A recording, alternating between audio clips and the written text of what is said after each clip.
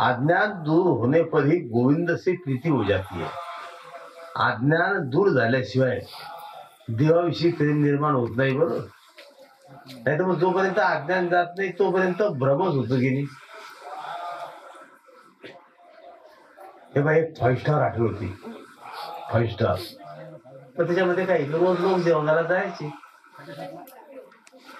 पण मग दुपारी बरोबर गर्दी झाली बापू की समोर एक भिकारी बसायचं. ते काय करायचं, गर्दी झाली की गर्दीचा फायदा घेऊन जेवण करून निघून जायचं. मग रोजचे जे जेवणारे होते त्या हॉटेलमध्ये त्याचं लक्ष होतं. ते म्हणे हा भिकारी रोज गर्दीचा फायदा घेऊन जेवण करून निघून जातो.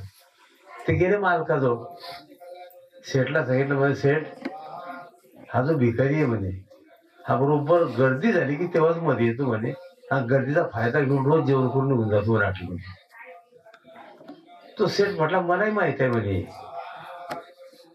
मग ते खाणार मग तुम्ही मग माहित आहे तर काही त्याला काही करत नाही. त्या सेठने लय मार्मिक उत्तर दिलं. ते म्हटले तुम्हाला काही काही गोष्टी कळत नाही. म्हणजे कसं काय, म्हणजे तो माझ्या हॉटेल पुढे भिक्षा मागतो आणि तुम्ही म्हणता गर्दीचा फायदा घेऊन तो जेवण करून जातो. पण त्याला भूक लागली म्हणजे तो पांडुरंगाला विनंती करतो म्हणे की देवा हॉटेलमध्ये गर्दी होऊ दे. म्हणजे त्याच्या प्रार्थने हॉटेलमध्ये गर्दी होते म्हणे. त्याच्या प्रार्थनेमुळे हॉटेलमध्ये गर्दी होते म्हणे. जर त्याची प्रार्थना बंद झाली म्हणे तर हॉटेल म्हटलं की नाही काय होऊन जाते म्हणे. म्हणजे कोणाच्या उपासनेने कोणाला काय फरक प्राप्त होईल सांगता येत नाही. बरोबर, म्हणून असं म्हटलेलं आहे किंवा अज्ञानी कामवासना दूर झाल्याशिवाय गोविंदाविषयी प्रेम निर्माण होत नाही.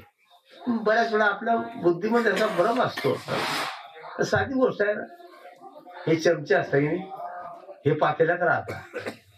पण जे चमचे पातेल्यात राहतात ते पातेल्यालाच रिकामे करतात. तुम्ही ध्यानात ठेवा, हे तर ध्यानात आहे की हे बाई विसरू नका. बरोबर, मी असं म्हणत नाही. चमचा हा पातेल्यात राहतो पण पातेल्याच रिकामा करतो. म्हणून महाराज म्हणते चमचोसे सावधान, असं लिहिलंय. बरोबर, हा माझं ते काय विनोद हा विषय नसतो. अशा प्रकारे आणि पुतना मुक्त झाली म्हणजे वासना का नाश होत आहे, तभी चिन्मय धाम्य प्रवेश प्राप्त होत आहे. वासनेचा नाश होतो, त्या धामामध्ये या ठिकाणी माणसाला आणि प्रवेश मिळतो. पुढे आणि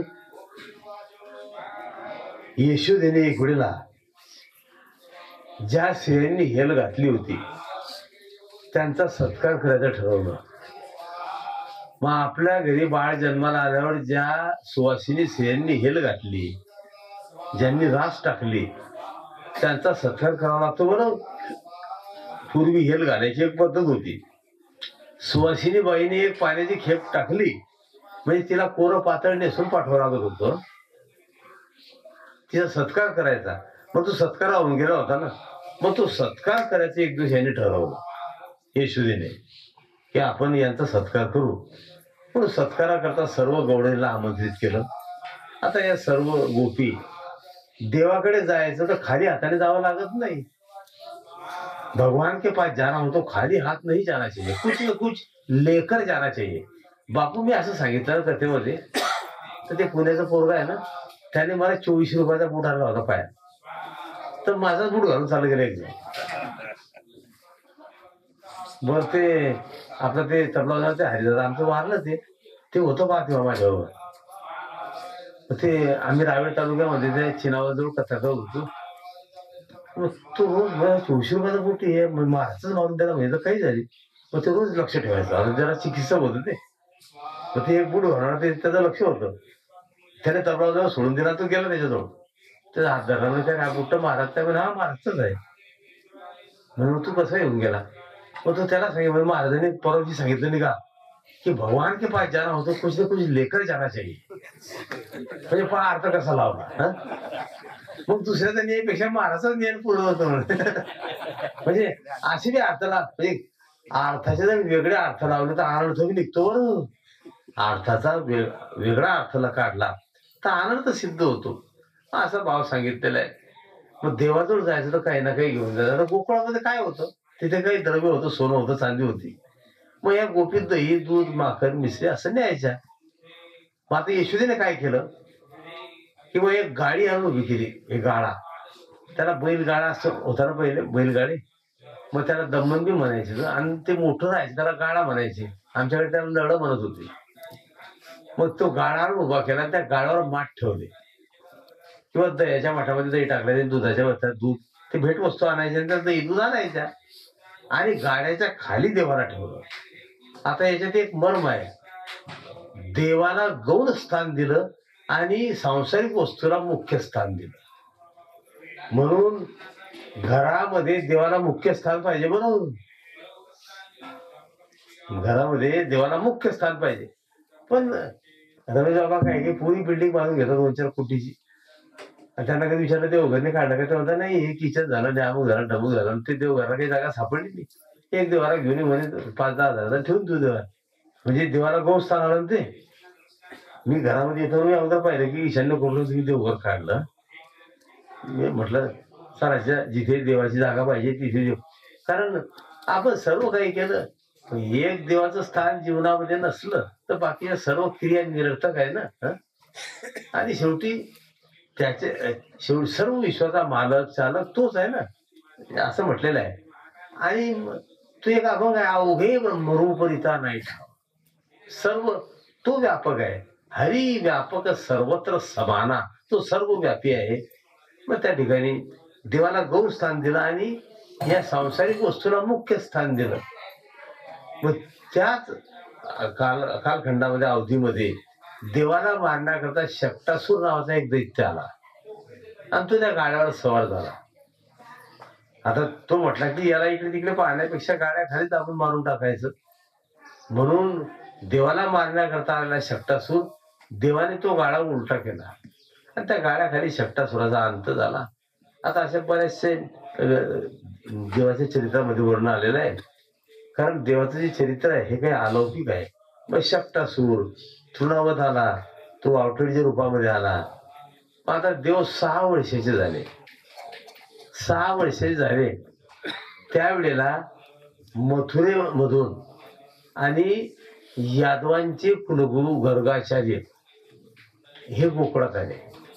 आता गर्गाचार्य यादवांचे गुरु होते.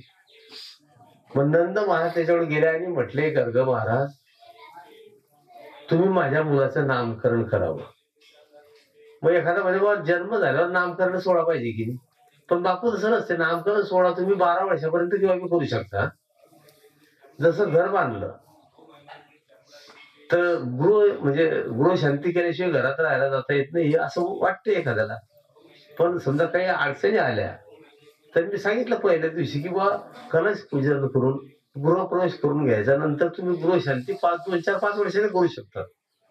जसं आता राम मंदिरात झालं की नाही, आपल्या गर्भगृह तयार झालं, खालचा मजला तयार झाला, म्हणजे स्थापना करायला आणि तिथे स्थापित करायला काही अडचण नव्हती. हे 2 शंकराचार्य एकामचोट कामं करायची. पण काही काही गोष्टी कळत नाही त्यांना, मूर्खासारखं काही बडबड करतात ते. आता असं नाही, म्हणजे स्कंद पुराण पाहून स्कंद पुराणात बोलणार आहे त्याचं, पण त्याचे बरेचसा प्रकार आहे. अशा प्रकारे आणि देवाने आनंद लीला केल्या. पण गर्गाचार्य आले तेव्हा नंद म्हटले की महाराज तुम्ही आमच्या मुलांचं नामकरण करा. मग गर्ग म्हटले की अरे नंदा, मी जर तुझ्या मुलाचं नामकरण सोहळा केला आणि ही बातमी जर कंसाला कळली तर कंस म्हणेल की ज्या अर्थी गर्गाचार्य नंदाच्या मुलाचं नामकरण करतात त्या अर्थी हा मुलगा नंदाचा नाही, हा वसुदेवाचा आहे. कारण मी त्यांचा कुलगुरू आहे ना. मग तो याला मारण्याचा प्रयत्न करीन म्हणे. पण म्हणे तुझी विनंती मी फेटाळत नाही, मला मान्य आहे, मी नामकरण करतो, पण आपण ते एकांतात करू म्हणे. त्याचा गौगवा करायचा नाही, म्हणजे बाकी गोकुळात कोणाला आमंत्रित करायचं नाही. आणि विशेष म्हणजे एकांत स्थळी आणि पवित्र जागी करायचं. मग आता तुम्ही सांगा पवित्र जागा कोणती आहे? पवित्र जागा, सर्वात पवित्र जागा एकच आहे, जिथे गायी बांधल्या जातात ना ती जागा पवित्र आहे.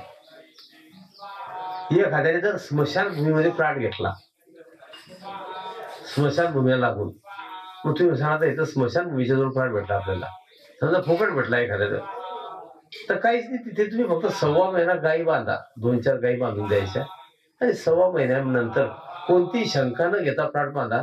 तुम्हाला मरेपर्यंत त्या घरात बंधन येणार नाही. म्हणजे जिथे गायी बांधल्या जातात ती जागा पवित्र असते. म्हणजे गायीचा कोठा पवित्र असतो ना, त्याला गोठाही म्हणतात, कोठा म्हणतात.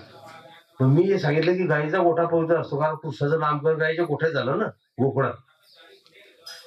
तर मी कीर्तनला गेलो ते यावल तालुक्यात, तर ते दुसऱ्या वर्षी काय म्हणलं, काय म्हातारी मेले का कोरोनात? म्हणजे नाही आहे. म्हणलं कुठे? आपण गायीच्या गोठ्यात.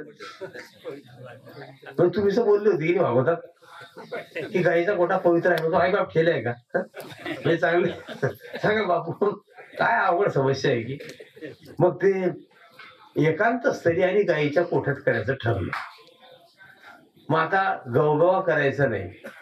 मग नंद, यशोदा, रोहिणी, बलराम दादा, कृष्ण आणि गर्गाचार्य हे 6च लोक नामकरण करतात.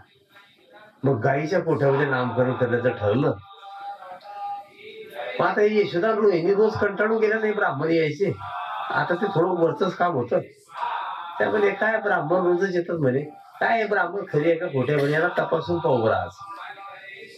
मग या रोहिणीनं काय केलं, कृष्णाला मांडीवर घेतलं आणि यशोदेने बलरामाला घेतलं आणि गर्गाचार्यांच्या पुढे बसला. गर्गाचार्यांनी चांगलं पाहिलं, असं डोळे बंद केले आणि हसले आणि मग काय म्हटले, देख बोले रोहिणी, आपकी गोद में जो बालक है ये आपका नहीं है, ये बालक यशोदा जी का है. आणि यशोदाला सांगितलं की यशोदा, आपकी गोद में जो बालक है ये बालक रोहिणी का है. तेव्हा यांच्या पायाखालची माती सरकली. त्यांना वाटलं ब्राह्मण आहे पण ओरिजिनल आहे, म्हणजे नकली नाही. मग आता नामकरण केलं की हा बलामध्ये बलशाली राहील, याचं नाव बलराम म्हणून प्रसिद्ध राहील.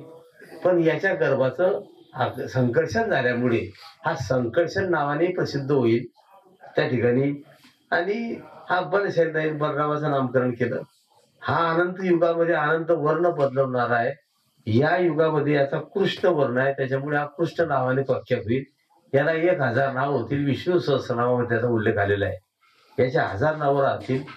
मग सर्व कथन केलं आणि मग गर्गाचार्याने काय केलं, नामकरण झाल्यानंतर यशोदेचा हात धरला आणि बाजूला घेऊन गेले आणि यशोदेच्या कानात काय सांगितलं, बोले यशोदाजी, ये जो बालक है कृष्ण, ये कोई सामान्य बालक नहीं है.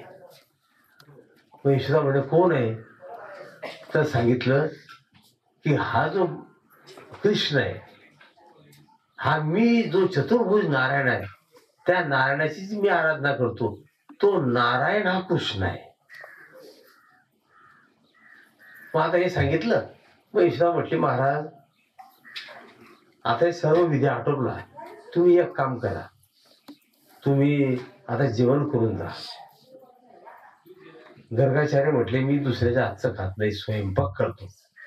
स्वयंपाक म्हणजे स्वतः बनवलेला, त्याला स्वयंपाक म्हणता. बरोबर, हे आपलं काहीच करत नाही म्हणतात, झाला स्वयंपाक, चला. म्हणजे आपण केला स्वयंपाक.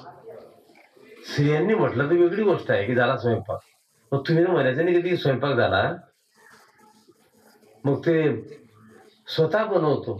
मग यशोदा म्हटली, बनवून घ्या म्हणजे, एवढा वेळ नाही आमच्याकडे बनवण्याकरता. पण ती म्हटली, निर्मुख जाता येणार नाही. म्हणजे तांदूळ द्या आणि गुळ द्या, मी खीर बनवतो आणि ते खाऊन निघून जातो. तांदूळ दिला, गुळ दिलं, पण नियम असतो ब्राह्मण मंडळीचा. ते यमुनेवर गेले, स्नान करून आले, स्वर्ण पात्र दिलं, त्यांनी खीर तयार केली. पण ब्राह्मण मंडळी करता जेवणाचा एक नियम आहे, त्यांनी जेवण तयार केलं ते सर्व जेवण देवाच्या पुढे ठेवायचं. हातामध्ये माळ घ्यायची, गायत्री मंत्राचे 13 माळा जपायच्या. 13 माळा जपून झाल्यावर ते खायला चालते. बरोबर, हे आपल्याकडे नाही, आपल्या शेतात जावं लागतं ना. पण ते जे कर्मकांड करतात त्यांच्याकरता नियम आहे. ओम भूर्भुवः स्वः तत्सवितुर्वरेण्यं भर्गो देवस्य धीमहि धियो यो नः प्रचोदयात्. 13 माळा जपल्या म्हणजे ते अन्न खायला चालते. आता गर्गाचार्याने काय केलं, ते अन्न देवापुढे, ते खीर देवापुढे ठेवली परातीमध्ये. हातात माळ घेतली, पहिली माळ जपली माळ जपून झाली की तिथे आवाज द्यायचा.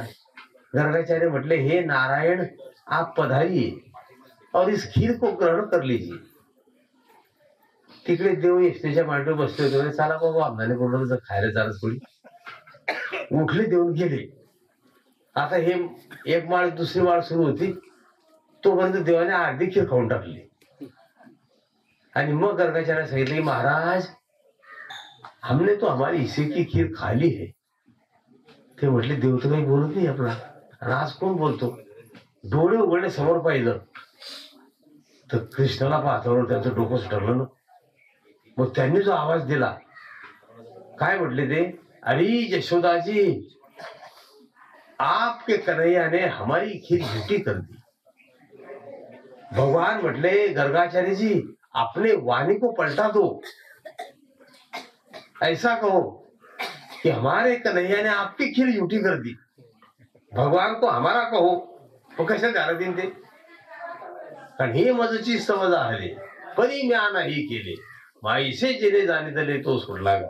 मग त्यावेळेला काही लक्षात आलं नाही. यशोदा धावत आली, कृष्णाचा हात धरला. म्हणजे कृष्णा, तुला कोणी रिकामी उद्योग सांगितले? तुला गर्गाचार्यांची खीर पुष्टी करण्याचं कोण सांगितलं? भगवान काय म्हटले, माँ इन्होंने खाने के लिए बोलाया, यांनी खाण्याकरता बोलवलं. तेव्हा गर्गाचार्य म्हटले, मैंने आपको नहीं बुलाया, हमने तो हमारे नारायण को बुलाया. मग आता यशोदा थोडी ताट झाली. मग यशोदा गर्गाचार्याला काय म्हटली, महाराज एक 10 मिनट पहले आपने अभी तो कहा था कि मैं जिस नारायण की उपासना करता हूं वही नारायण ये कृष्ण है, तोच नारायण हा कृष्ण आहे. असं म्हणता बरोबर गर्गाचार्य म्हटले, यशोदाजी, मेरे नारायण के 4 हात होते, माझ्या नारायणाला 4 हात आहे बरोबर. आता कृष्णाने यशोदेकडे पाहिलं आणि यशोदेला काय म्हटला, माँ अगर तू कहे तो मैं चतुर्भुज बन के दिखाऊ क्या. तू म्हणशील तर मी चतुर्भुज होऊन दाखवू का. आता यशोदा म्हटली, कन्हैया मुझे चतुर्भुज नारायण नहीं चाहिए, क्योंकि जो बेटा चतुर्भुज बनता है वो माँ बाप में नहीं रहता. जे पोरग चतुर्भुज झालं ते आई बापात राहते का. तुमच्या फार उशिरा घरात येते. हा, 2 याच्या हातात 2 त्या हात चतुर्भुज ते लग्न झालं. श्री कृष्ण गोविंद हरे मुरारी, हे नाथ नारायण वासुदेव. श्री कृष्ण गोविंद हरे मुरारे, हे नाथ नारायण वासुदेव. हे नाथ नारायण वासुदेव. हे नाथ नारायण वासुदेव. भगवान कृष्ण भगवान की जय. शक्टासुराचा जेव्हा देवाने वध केला तर डोंगरीजी महाराज म्हणतात, उनकी आयु 108 दिन किती, म्हणजे 108 दिवसाचं वय होतं. आणि गोकुळातली अशी परिस्थिती होती की कृष्णाच्या दर्शनाशिवाय कोणाला चैन पडत नव्हती. त्या ठिकाणी असं म्हटलेलं आहे, देवाच्या आगमनाने गोकुळामध्ये आणि प्रत्यक्ष लक्ष्मीचा वास झाला. कारण घरोघरी झाला लक्ष्मीचा वास आणि दैन्य दारिद्र्याचा त्रास आला असं म्हटलेलं आहे. मग त्या ठिकाणी दैन्य दारिद्र्य हे कंटाळलं. मग त्याच्यानंतर पुढे असं म्हटलेलं आहे की देवाच्या बाललीला प्रारंभ झाला. लीला फक्त ह्या देवाच्या चरित्रामध्ये आहे आणि लीला त्यांच्या असतं की जो पूर्ण असतो त्यांची लीला आहे. एक पूर्णावतीचा श्लोक म्हणतात आता यज्ञामध्ये ब्राह्मण मंडळी, ओम पूर्णमिदं पूर्णमुदच्यते पूर्णस्य पूर्णमादाय पूर्णमेवावशिष्यते. मग त्या ठिकाणी जो परिपूर्ण आहे त्याची लीला आहे, आपली काही लीला नाही आहे. देवाचं चरित्र आहे, आपलं चरित्र नाही, आपली कथा आहे. आपली लीला आहे का? आपली लीला बी नाही, चरित्र बी नाही, आपली कथा आहे. आणि चरित्र कोणाचं असते हे बी एक शास्त्र आहे बरोबर. डोंगरेजी महाराज म्हटले जिनका चारित्र्य निर्मल होता है उनका ही चरित्र होता है. त्याचं आज बोलता काही उद्या करता काही त्यांचं चरित्र नाही. आणि या ठिकाणी असं म्हटलेलं आहे कि लक्ष्मी तब चली जाती है जब मनुष्य उसका दुरुपयोग करता है. ती तेव्हाच जाते जेव्हा मनुष्य त्याचा दुरुपयोग करतो. पण व्यवहारातलं आणि परमार्थातलं सूत्र वेगळं आहे. व्यवहारामध्ये बऱ्याचशा गोष्टी कळत नाही. आणि एक म्हण आहे बापू, कळते पण आता ओळख नाही म्हणजे काय मला समजत नाही. अजून सांगा बरं जनक बाबा. सहज म्हणता की बाबा कळते पण ओळख नाही. आता ओळख नाही म्हणजे काय, मी तुम्हाला थोडक्यात व्यवहारातून पटवून देतो. 3 मूर्ख लोक एका पलंगावर झोपले. मूर्ख होते ती मी. आता पलंग छोटा होता, झोपता छोट्या पलंगावर 3 जण झोपता येईल का? पण झोपता येत नव्हतं. मग एक जण उठलं खाली झोपलं. ते खाली झोपताना वरचे 2 काय म्हणतात, अरे आता वर जागा झाली वर ये. फार उशिरा जाणार तुमच्या. झोपता येत नव्हतं म्हणून एक जण उठून खाली झोपलं. तर खाली झोपताना वरचे 2 म्हणतात आता वर जागा झाली वर ये. आता वर जागा का झाली याला कळलं, म्हणजे वर जागा झाली कळलं. तो का झाली वळलं का, वरच खाली गेलं म्हणून जागा झाली ना. तसं काही वेळेला व्यवहारामध्ये व्यवहार केला जातो पण व्यवहारातलं मर्म कळत नाही. परमार्थ केला जातो पण परमार्थातलं सूत्र कळत नाही, भक्तीतलं सूत्र कळत नाही. असं म्हटलेलं आहे, हम सबका लक्ष्य एक ही है की भगवत मिलन, कृष्ण मिलन. आणि असं म्हटलेलं आहे, मानवी जीवनाचा अंतिम ध्येय काय, अंतिम लक्ष्य काय, तर ते फक्त भगवत प्राप्ती आहे. काही की म्हणतात की मानवी जीवनाचं अंतिम लक्ष 2 एकर झालं की पुरं झालं, कोणी हे लग्न झालं की पुरं झालं. परंतु मानवी जीवनाचं अंतिम लक्ष भगवत प्राप्ती आहे. ती ज्या दिवशी झाली त्या दिवशी सर्व कर्मबंधनातून मुक्ती झाली असं म्हटलेलं आहे. मग शक्तासूर, तृणावत, आगासूर, त्याच्यानंतर देवाला उखळाला बंधन. आता या सर्व लिलेमागचं काही रहस्य आहे. कारण असं म्हटलेलं आहे की कुबेर पुत्र यमरार्जुन हे उन्मत्त झाले. तुम्हाला असं वाटतं का स्वर्गातले देव बी उन्मत्त असतात? बरं, आपण ज्याची भक्ती करतो तो विष्णू परमात्मा, नारायण परमात्मा वेगळा आणि हे बाकीचे देवता आहे सगळे अलकट आहे. मी नेहमी सांगतो, हे चंद्र, इंद्र, अश्विनी कुमार, हे वायू, वरुण, अग्नी, तुम्ही पहा ना. आता सप्ताह चालू आहे, आज वातावरण बदलच की, म्हणजे वरुणाला काही काही गोष्टी सहन होत नाही. पाऊस पडेल, वायूला सहन होत नाही, वादळ येईल, मंडपच खाली पडेल. पण त्या ठिकाणी असं म्हटलेलं आहे की काही वेळा देवांना इच्छा होतात, परंतु आपण ज्याची उपासना करतो त्याच्याशी मिलन किंवा त्याच्यामध्ये एकरूपता हे मानवी जीवनाचा अंतिम ध्येय आहे. पण जोपर्यंत ध्येय निश्चित होत नाही तोपर्यंत साधना उपासना सफल होत नाही. पण देव सुद्धा म्हणजे प्रभू ने यमराज से कहा मैं वेदोक्त कर्म मर्यादा तोड़ना नहीं चाहता, जो मुझे भोजन कराता है वह समस्त ब्रह्मांड को भोजन कराता है. मी मर्यादा तोडत नाही म्हणे.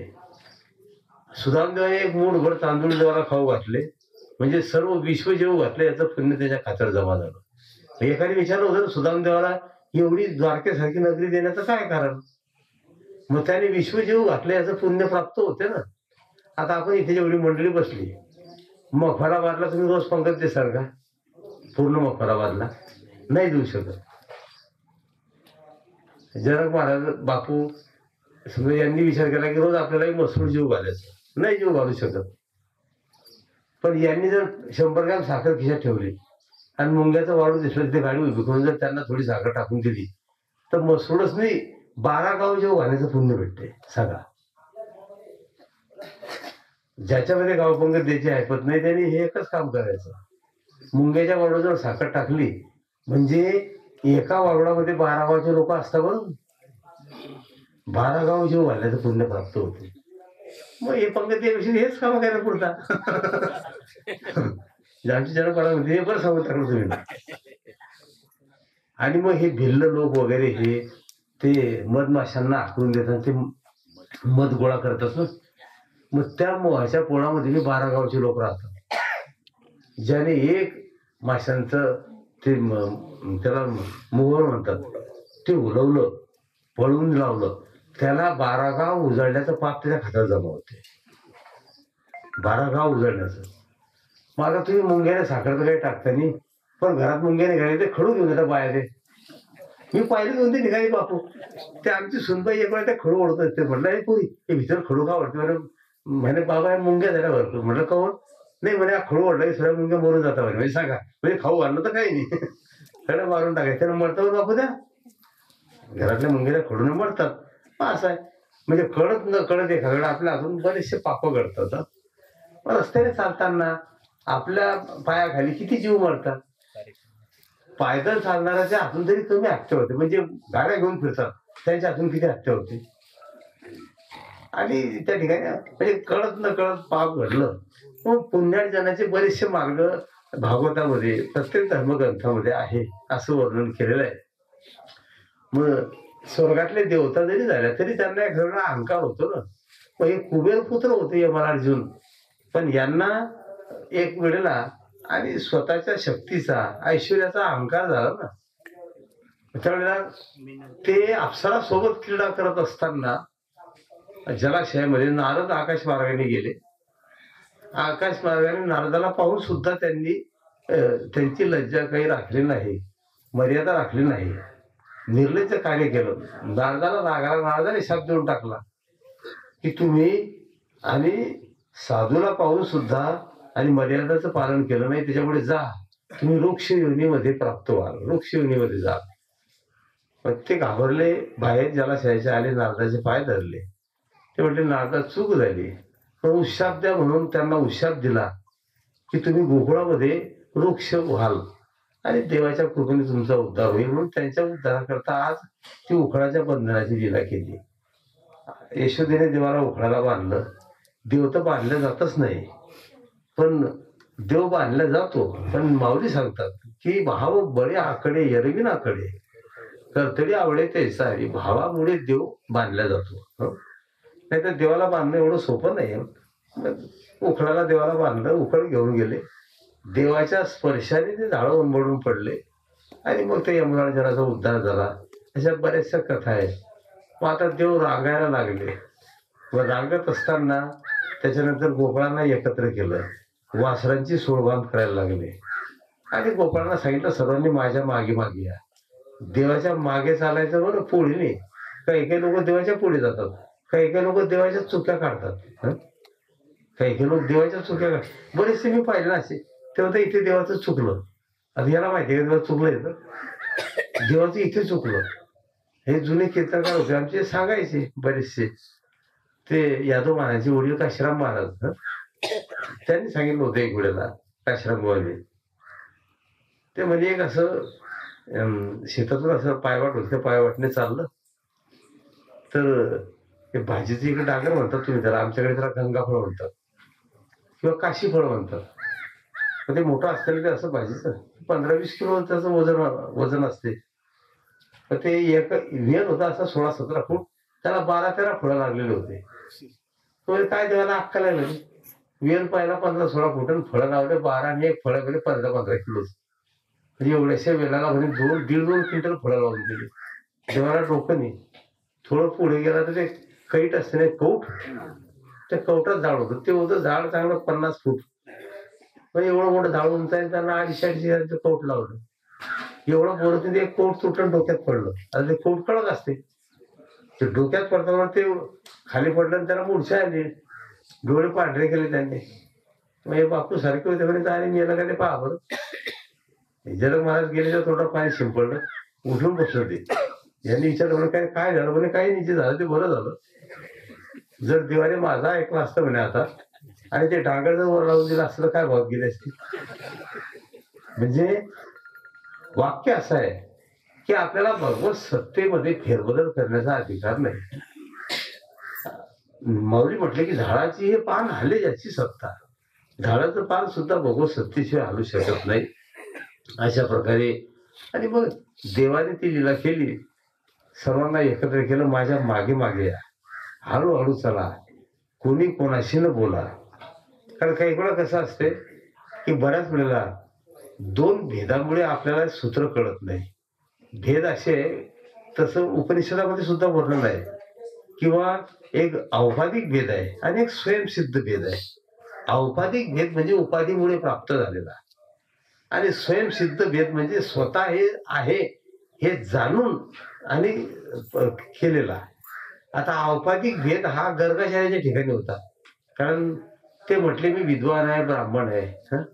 आता हे सर्व जाणून कृष्ण हा नारायण हे जाणून सुद्धा शेवटी त्या खीर खाल्ली त्यावेळेला उपाधीमुळे कळलं का त्यांना? नाही कळलं. तसं एखाद्या वेळेला उपाधीमुळे कळत नाही. एखाद्या वाटते माझ्याकडे ऐश्वर्यामुळे कळत नाही. एखाद्या वेळेला ज्ञानामुळे कळत नाही. पण स्वयंसिद्ध भेद पेंद्याच्या ठिकाणी होता ना, पेंद्याच्या ठिकाणी होता. पण त्याच्यामुळे पेंद्याला कळलं नाही. पेंद्याला माहित होतं की हा नारायण आहे, हा परमात्मा आहे. पण एवढं जाणून सुद्धा आणि शेवटी पेंद्याच्या ठिकाणी तो निर्माण झाला. मग अशा प्रकारे आणि सर्वांना एकत्र केलं. आज देवाने वासरांची सोडबांध केली. पण एक मुद्दा, देवाने वासर सोडले पण वेळेच्या अगोदर सोडले बरं. आता याच्यात भी एक रहस्य आहे कि समय से पहले जो जीव को मुक्त करता है, बछड़ा म्हणजे जीव, हिंदीमध्ये बछड़ा म्हटलेला वासरांना. समय के पहले जो बछड़े को मुक्त करता है, जीव को मुक्त करता है, वही परमात्मा होता है. वेळेच्या अगोदर जो जीवाला मुक्त करतो तोच परमात्मा आहे. म्हणजे वेळ झाल्यावर, कारण सुदामाच्या वेळेला तेव्हा रडले होते ना बापू, ते रडू आले त्याला देवाला. मग भगवान म्हटले, सुदामा म्हटले कन्हैया आप क्यों रो रहे हो? बोले सुशीला जी ने कुछ बुरा भला तो नहीं कहा. ती चिठ्ठी होती त्याच्यात.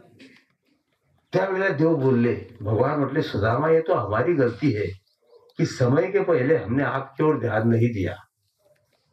बछड़ों को तो मुक्त कराया, लेकिन समय के पहले आपकी ओर ध्यान नहीं दिया.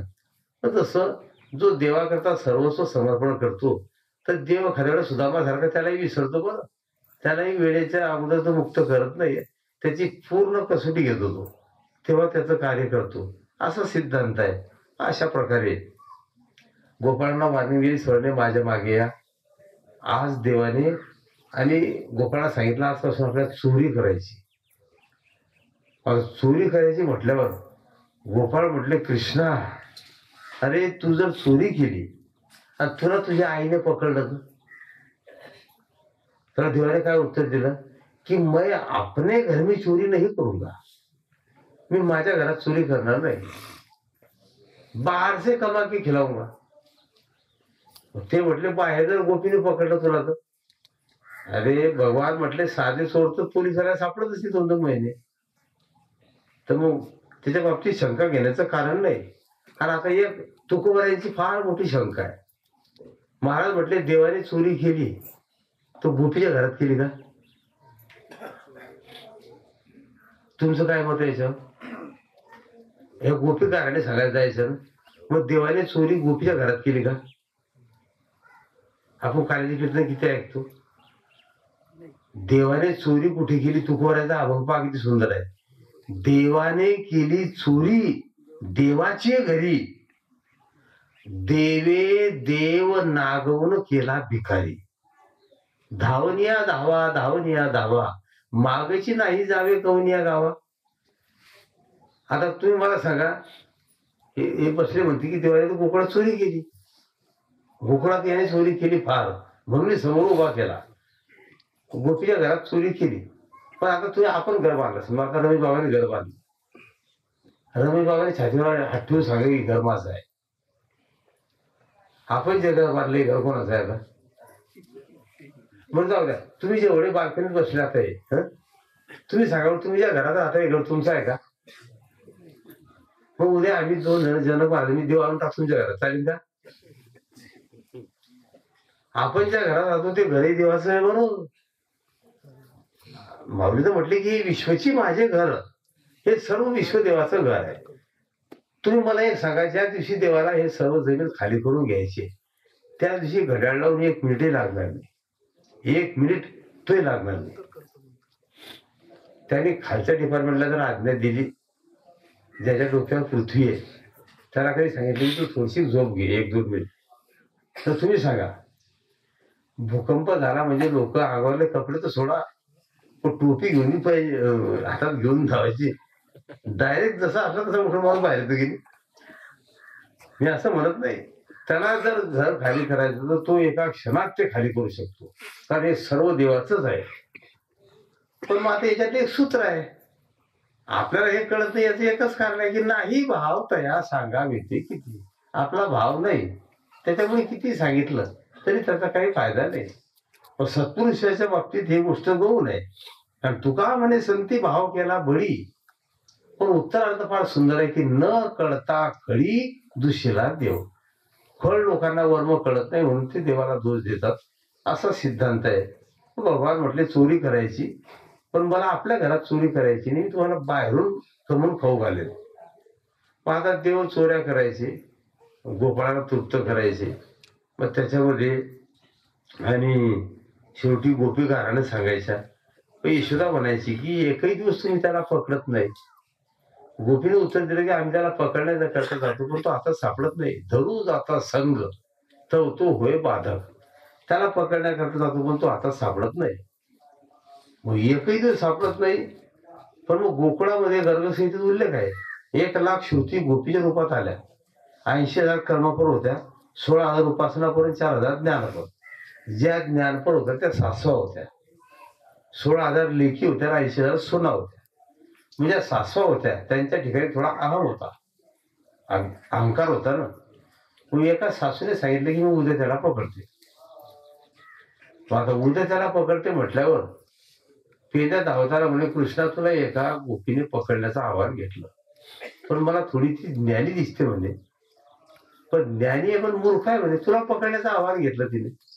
भगवान म्हटले काही हरकत नाही, ती त्या ज्ञानामुळे मला पकडण्याचं आव्हान तिने घेतलं, दुसरं काहीच नाही म्हणे.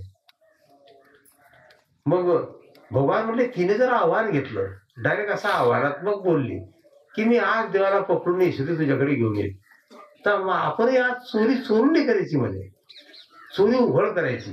पूर्वी टाके पडायचे, जुन्या लोकांना माहिती आहे की ते टाके, तर ते बोर्ड लावून द्यायची गावामध्ये. हे जुन्या लोकांना विचारा की आज हनुमान बापूकडे टाका पडेल, म्हणजे बापूच्या घरी टाका आला समजा 100%. मग ते डायरेक्ट बोर्ड लावून, बापू ते आमच्या चिरावाचा सुटला होता एका, ते असे बोर्ड लावून द्यायचे. आमच्या गावात लावून त्यांनी 9,00,000 कंपनीकडे, आणि ते रात्री पाडलं होतं ते टाक. मग तसं भगवान म्हटलं आज आपण चोरी चोरून करायची नाही. पहा शब्द कसे आहे, चोरी करायची पण चोरून करायची नाही. भगवान म्हटलं कृष्णा मग चोरी चोरून नाही तर कशी करायची, म्हणून उघड करायची. मग पण भगवान म्हटले पथ्य जग, म्हणजे तुम्हाला फक्त एकच पथ्य पाळावं लागेल. चोरी करायला गेल्यावर मी माझ्या विद्येचा उपयोग करेल, पण तुम्ही माझं नाव कोणी घ्यायचं नाही. गोपाळ म्हटलं काही हरकत नाही, म्हणजे माझं नाव घेतलं की मी चालवलेले सगळे मंत्र फेल होतील. गोपाळाने कबूल केलं. आता ते माईने काय केलं, घराचे सर्व दरवाजे बंद केले, कुलूप लावलं, सर्व झाकून ठेवलं आणि बाहेर खुर्चीवर येऊन बसली. आता देव आणि गोपाळ आले, समजा गाडी एवढे लांब राहिले. देवाने तिथून बाईच्या अंगावर माया टाकली. आता मायेमुळे तिला काही कळलं नाही, जसे पेनाराला काही समजत नाही ना, पेनारे असता की नाही, पेनाराला कुठे करते. हा मग ते तसं तिला काही, मग देव चालत गेले. आता सांगितलं चला माझ्याबरोबर, पण हे मागे थांबले, याला पुढे जाऊ दे म्हणजे काय होतं पहिले पाहून घेऊ, का पळावं लागते का काय. देव गेले त्या माईजवळ. त्या माईला म्हटले, ए माई, तू ज्या घराला कुलूप लावलं हे घर कोणाचं आहे. आता ती विद्वानच होती ना, त्या मायेमुळे ती बोलली नाही, पण हाताने सांगितलं की हे घर तुझंच आहे. मग भगवान म्हटले घर माझं हे तुला कळते, माया तुझ्यावर सवार झाल्यावर जर तुला हे कळते, तर माझ्या घराला कुलूप लावायचं तुला कोणी आगोपरा सांगितलं. तिने कंबळची किल्ली काढून देवाच्या हातात दिली, ही तुझ्या घराची किल्ली घे म्हणे. आता हे गोपाळ म्हणे अशी चोरी काही पाहिली नाही कधी, म्हणजे मालकाने किल्ली काढून देणे. ती किल्ली घेतली, देव गेले, कुलप उघडले, यांना आवाज दिला, सर्व गोपाळामध्ये आले. सर्वांनी खाऊन पिऊन तृप्त झाले. तृप्त झाल्यानंतर आता त्याच्यामध्ये काही काही अन्नमंत्री होते. त्या अन्नमंत्र्यामध्ये एक पेद्याचा नंबर होता, आपल्या पेद्याचा. याने थोडं शिल्लक खाल्लं जरा, आणि खाल्ल्यावर मग म्हणतो, कृष्णा आज एकदम जमलं. आता देवाने काय सांगितलं होतं, माझं नाव घ्यायचं नाही. आता याने शिल्लकपणा केला. कृष्णा म्हणता बरोबर त्या बाईवरची माया निघून गेली. कारण तुका म्हणे माया होय अशी लागे पाया, ऐसे विठोबाचे नाम. ती माया निघून गेली, ती बाई शुद्धी झाली ना. तिने पाहिलं की घर तो उघडे आहे. कंपनीला पाहिलं तर म्हणे आपली किल्ली बी आपण आपल्या हाताने तिला दिली. तिला कळलं ना ते. पण ती म्हटली चला जाऊ द्या, सर्व घरातच आहे, आता आयते सापडले. ती धावत गेली आणि दरवाजात उभी राहिली. आता मी सांगितलं अगोदरच की पूर्वीच्या बाया मजबूत होत्या एकदम. आता जेवढी बी हे मुलं आहे नाही, यांच्या कधी एक एक कानाखाली ठेवून दिली तर यांना बी दिवसात 2-2 चंद्र दिसतील, सूर्य दिसतील. अशी अशी मजबूत. ती दरवाजात उभी आहे का, मांजरचं पिल्लू बाहेर निघू शकत नाही. आता देवाला कळलं की जर आपण गुप्त झालो तर हे मार खातील, बरं हे असं तसा मार खाणार नाही. मग आता आपली जबाबदारी की यांनाही मुक्त करावं, म्हणून देवच पुढे गेले. आता फक्त 1 मिनिट ध्यान, देवाची एकच चोरी सांगायची. तिने देवाचा एक हात धरला. आता तिने देवाचा एक हात धरला, तिचा एक हात मोकळा होता. मग देवाने तिथे योजना अशी राबवली, म्हणजे बिल्डिंग अशी लावली. गोपाळांना खुणवता बरोबर 4 गोपाळ धावत आले. त्या बाईचा दुसरा हात धरला. आता अटकले की दोघी हात. तिने एका हाताने देवाला धरलं होतं, तिचा एक हात गोपाळाने धरला. गोपाळांना सांगितलं तुम्ही मेले तरी तिचा हात सोडायचा नाही. आणि तिने मनात संकल्प केला की काही झालं तरी याला सोडायचं नाही, कारण याला सोडलं म्हणजे आज सर्व गायब करून टाकेल. याला सोडायचं नाही. आता दोघे हात आटपले. आता याच्यात एकच पर्याय, ती माई म्हटली की याची चोरी सर्व गोपींच्या समोर उघड करून द्यायची, हा एकच मार्ग आहे. गोपींना आवाज देऊन बोलून घ्यायला. तिने मोठ्याने आवडी मारली, म्हणजे गोपींनो तुम्ही धावत या. असं म्हणता बरोबर तिने तोंड उघडलं ना. देवाने एक लोण्याचा गोळा उचलला, त्या बाईच्या तोंडात असा ठेवला की अर्धा घशापर्यंत. मग आता एखादा गाजर तोंडामध्ये थोडा मागे ठेवला तर तो फेकता येत नाही, तो खावा लागतो. बरं तुम्ही चांगलं सर्व करा. जर पुढे घास ठेवला तर बरं फेकता येईल, थोडा मागे असला तर खावाच लागतो तो. मग तिने काय केलं, फेकण्याचा प्रयत्न केला पण तो काही फेकला गेला नाही, तिला तो खावा लागला. मग ती खात असतानाच गोपी गोळा झालाय, आणि खाताना बोलता येत नाही. मग ती घास चावत होती. गोपी म्हटल्या आत्या चोरी करून खायचं काम तुम्ही करता, नाव याचं घेता. देव म्हटले तुम्ही पाहून घ्या. आता तिला बोलता येत नव्हतं, देवच बोलायला लागले ना. म्हणजे खायचं काम ही करते, नाव आमचं येते. तिने तो घास गिळला आणि मग सांगितलं की म्हणे मी खात नाही, म्हणे याने माझ्या तोंडात ठेवला. आता ती माई होती 7.25 फूट आणि देव होते 2.25 फूट. आता देवाने काय केलं, गोपींना सांगितलं म्हणे गोपींनो आता माझी उंची आहे या माईच्या उंची, तुम्ही पहा म्हणे माझा हात या माईच्या तोंडापर्यंत जाईल का. आता गोपी म्हटल्या कृष्णा तुझं बरोबर आहे रे, ही लबाडच आहे रे सासू आमची. पहा असं बोललं डायरेक्ट. मग म्हणे आत्या या कृष्णाचा हात तुमच्या तोंडापर्यंत येईल का. तिने ते सर्वे केला, म्हणे बरोबर आहे, याने किती बी हात लांबवला तरी आपल्या तोंडापर्यंत याचा हात येऊ शकत नाही. पण आला कसा. मग तिने देवाचा हात सोडून दिला. देवाने गोपाळांना खुनवलं तुम्ही आता त्या माईचा हात सोडून द्या. गोपाळांनी सोडला. तिने काहीच केलं, ती खाली बसली. कृष्णाला जवळ घेतलं, देवाच्या डोक्यावर हात फिरवला, कानाजवळ तोंड घेऊन गेली आणि म्हणे कृष्णा तुझा हात माझ्या तोंडापर्यंत कसं काय आला रे. भगवान म्हटले माई माझा हात तोंडापर्यंत नाही, चांगल्या चांगल्याच्या कानापर्यंत जातो म्हणे. शेवटी ते यशोदेकडे गारणं गेल्यावर यशोदा म्हटली कृष्णा आपल्या घरी काय कमी आहे. तो देवाचं उत्तर पहा काय. भगवान म्हटले मा मुझे घर का नाही बाता. याचा अर्थ असा आहे की मला घरचं गोड लागत नाही. जनक महाराज हे म्हणणं देवाचं नाही, आपलंही आहे. आपल्या कुठे घरचं गोड लागते. तुम्ही पहा ना, हे घरी या बाहेरने कधी भजी गेलं तर कोणी खात नाही.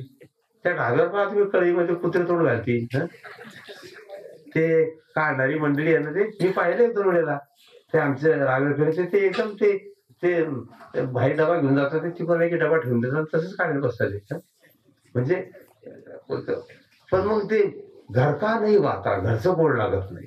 भगवान म्हटले बाहर से कमा के खाता हो. शेवटी यशोदा म्हटले कृष्णा आता तू उद्यापासून गायी राख. पूर्वीची शाळा म्हणजे गायी राखणे. आणि आपल्या भारतीय संस्कृतीमध्ये गायीला फार प्राधान्य आहे. कारण वक्तेबाते नेहमी सांगायचे बापू की जो हिंदू म्हणून घेतो त्याने एक गाय पाळावी, कीर्तनकारांनी एक गाय पाळावी. आणि बुवा एकदा जामण्याला बोलले होते ज्या कीर्तनकाराच्या घरी गाय आहे त्यानेच कार्याच्या कीर्तनाला फेटा बांधायचा म्हणजे रवाना करायचा. आणि बुवा म्हणजे बुवाची भाषा होती ती. म्हणजे तिथं काय झालं होतं जनक महाराज, तिथे एकूण 70 कीर्तन होत, 70 कीर्तनकार होते. आणि बुवाचा जागर काला होता वक्ते बुवाचा. मग बुवा रात्रीचं कीर्तन झालं, आम्ही होतो कीर्तनाला. आणि मग बुवाला काही पंढरपुरातून फोन आला. मग बुवाचं बोलणं ते आमचं विदर्भातलं म्हणे मला काही थांबायचं नाही रे भाऊ, फोन आला म्हणे आता पंढरपुरातून मला जायचं आहे. तुम्ही किती कीर्तन करायसाठी हातवर करा बरं. केलं मग आज सरणीवर मी परमेश्वर बुवा ते सुरेश बुवा काय कासले ते वाटले ते महाराज. आम्ही फळावरले दोनच होतो बापून मी हातवर केले बाकीचे 70 कीर्तनकार. मग बुवा म्हणे तुम्ही असं करा तुमच्यापैकी कोणी घेऊन जाईल कीर्तन करून घ्या सकाळी कांद्याचं, मी जातो. मग ते 2-3 आपले शिल्लक. हे म्हणे बाबा तुम्ही सांगून द्या कोण करायचं कीर्तन. तर बाबा जागा भरून होती ना ते, तुम्ही सांगा कोणा करायचं. मग असं म्हणता बरोबर. अरे बाबा म्हणे हा बरं विचारलं तुम्ही. बरं का रे तुमच्या पैकी गाय कोणाच्या घरी आहे म्हणे असं विचारलं. आता हातवर करा बरं म्हणे. मग आम्ही 3च लोकांनी केले बापू, परमेश्वर बुवा मी आणि ते सुरेश बुवा, 3 जणी हातवर केले. बुवाला पाहिलं म्हणे काय रे करे हो बुवाचं बोलणं. म्हणे तुम्ही अगोदर 70-80 कीर्तनकारांनी हातवर केले, तुमच्याकडे गायीनी काय म्हणे. बरं म्हणे जाऊ कुत्रे किती गायच्या घरी आहे म्हणे कुत्रे. मग ते लय 40-50 जणी हातवर केले होते. मग बुवा म्हणजे तुम्ही 3 जण ठरवा तुमच्यापैकी कोणी करा. बुवा निघून गेले. मग आता आमच्या सिनियर बापू होते की परमेश्वर बुवा. मग सगळ्यांचं मत होतं की बापूचं कीर्तन करा. पण बापूचं त्या सुरेश बुवाचं मत होतं की मी फेटा बांधायचा. कारण बापू म्हणे तुम्ही गायक आहे तुम्ही करा. मग पण मी म्हटलं नाही कीर्तन बापूचंच करायचं. म्हटलं वय बा लकी ड्रा करायचं इथे लकी ड्रा. मग ते कसं काय करायचं म्हटलं मी करतो ना लकी ड्रा. मग जनक महाराजून पेन घेतला मी आणि यांची डायरी मी कागद काढला. 3 चिठ्ठ्या तयार केल्या. टेबल होता मी असं उभा आहे जनक महाराज ओरिजिनल लकी ड्रा. परमेश्वराला पुन्हा विचारून घ्या. मग मी चिठ्ठीवर लिहिलं असं वर की परमेश्वर महाराज गोंड खेळतात. चिठ्ठी गुंडाळली आणि अशी ठेवली बाजूला. मग नाव घेतलं माझं अरुण महाराज दामटीकर. खाली लिहिलं परमेश्वर महाराज गोंड खेळकर. नाव घेतलं माझं आणि लिहिताना परमेश्वर महाराज गोंड खेळकर लिहिलं. चिठ्ठी गुंडाळी ठेवून दिली. 3रं नाव घेतलं सुरेश महाराज कासलीकर, पण लिहिताना परमेश्वर महाराज गोंड खेळकर. 3 चिठ्ठ्यात एकच नाव. चिठ्ठ्या ठेवल्या. एका मुला म्हणलं इकडे हे चिठ्ठी काढ बरं. आता कोणती चिठ्ठी काढली नाव एकच होतं की नाही. त्या पुढे चिठ्ठी काढली दिली बापू सारख्याच. बापूने पहिले म्हणे बापू त्यांनाही बापू म्हणता परमेश्वर बुवाला. म्हणे परमेश्वर बापू तुम्हाला कीर्तन करावं लागेल. बापूने काही हरकत नाही. पण बापू चिठ्ठी वाचत नाही तोपर्यंत मी 2 चिठ्ठ्या खिशात ठेवल्या. कारण ते पोर उघडणार होती ना. मग परमेश्वर बुवाला शंका होती की बापू नाव वाचेपर्यंत यांनी चिठ्ठ्या खिशात घालायची घाई पाहून केली होती. पण ते कीर्तन फेटा मारला ते बोलता येत नव्हते जास्ती. मी लगेच गेला घेऊन सुरुवात करून दिली. झालं कार्यक्रम झाला. बुवा म्हणे मला बाकीचं काहीच नको म्हणे फक्त एक सांगा म्हणे मला म्हणे अरुण महाराज त्या हनुमान बापू चिठ्ठी वाचेपर्यंत तुम्ही ह्या 2 चिठ्ठ्या खिशात घालायची गाव म्हणजे एवढी जल्दी का केली म्हणे. त्या चिठ्ठ्या दाखवावर कसं काय येतं. मग त्या चिठ्ठ्या पाहिल्या ते पाहावं लागेल दाखवून किती कला करायला. 3 चिठ्ठ्यामध्ये माझंच नाव. मी सांगतो कशा करता. त्या ठिकाणी देवाने गोपालन केलं म्हणून बुवा बोलले होते की ज्याच्या घरी गाय त्याने फेटा बांधायचा असं म्हणायचं.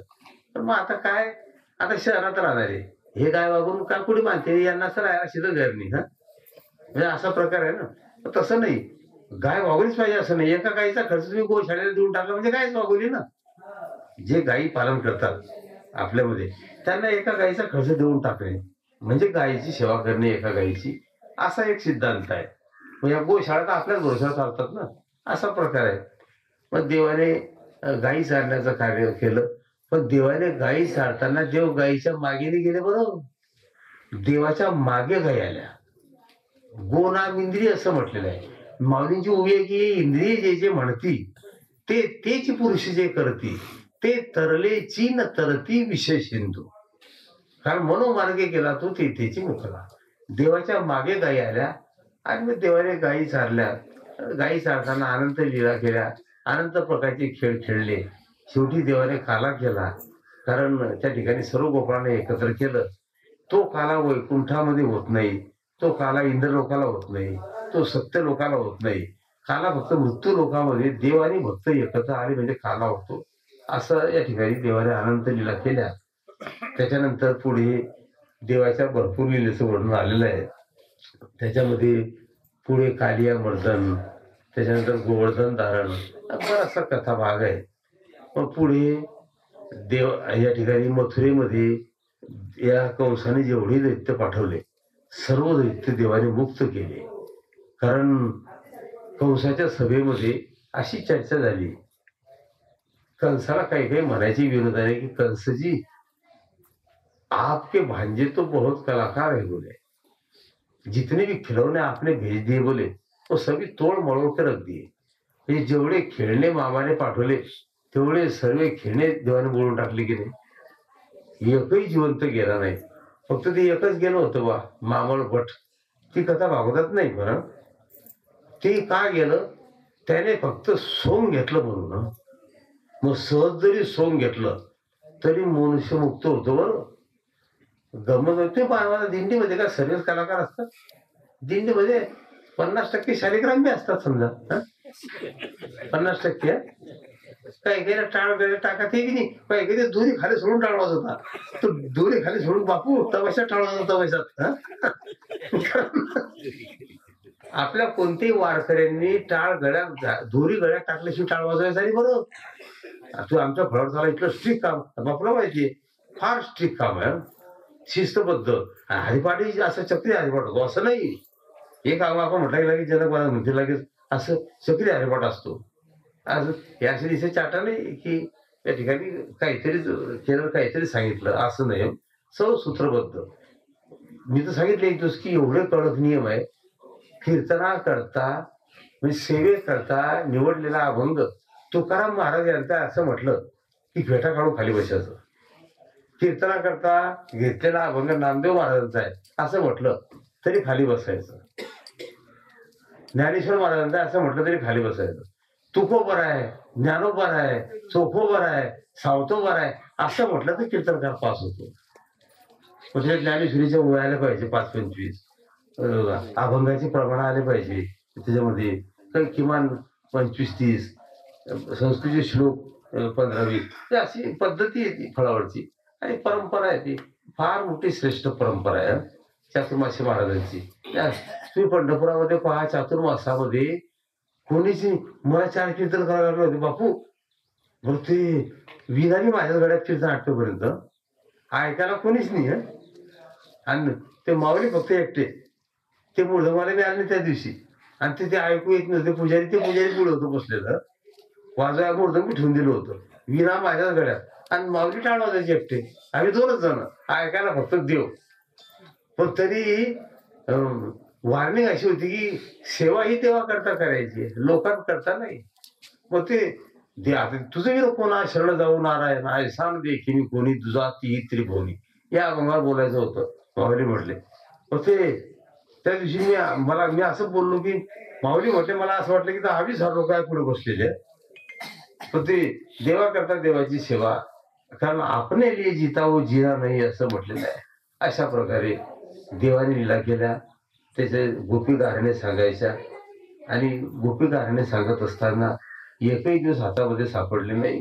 पण शेवटी आणि मथुरेमध्ये मिटिंग झाली. मिटिंगमध्ये कंस आले आणि कंस आल्यानंतर आपलं नारद आले. नारदाने कशा प्रकारे निवेदन दिलं याचं वर्णन केलंय. त्याच्यानंतर 3 व्रताची कथा मी सांगितली. एक दितीने केलं, एक आदितीने केलं, एक गोपींनी केलं. गोपींनी जे व्रत केलं ते कात्यायनी. मग कात्यायनी व्रत गोपींनी कशा करता केलं? कृष्ण पती मिळावा याच्याकरता. परंतु व्रत करताना चुकी झाली. जलाशयामध्ये यमुनेमध्ये वस्त्र बाजूला ठेवून म्हणजे त्यांनी नग्न स्नान केलं, त्याच्यामुळे वरुण देवतेचा दोष घडला ना. मग दोष मुक्ती करता देवाने वस्त्र हरणाची लीला केली आणि त्यांच्या मनाच्या शांती करता, मनशांती करता देवाने रासलीला केली. रासलीलेचे 5 अध्याय ते रास पंचमीचं वर्णन आहे. गोवर्धनीला बरेचसे लिहिलं आहे. मग उर्वरित लीला, कंस वध आणि देवाचा विवाह या उर्वरित कथा आता उद्याच्या सत्रामध्ये पाहू. झाली सेवा भगवतचरणी समर्पण. सेवेला पूर्णविराम. कुंडली गोरदार विठ्ठल श्री ज्ञानदेव साराम गोपाल कृष्ण भगवान की, श्री गुरु निवृत्तीनाथ महाराज की जय.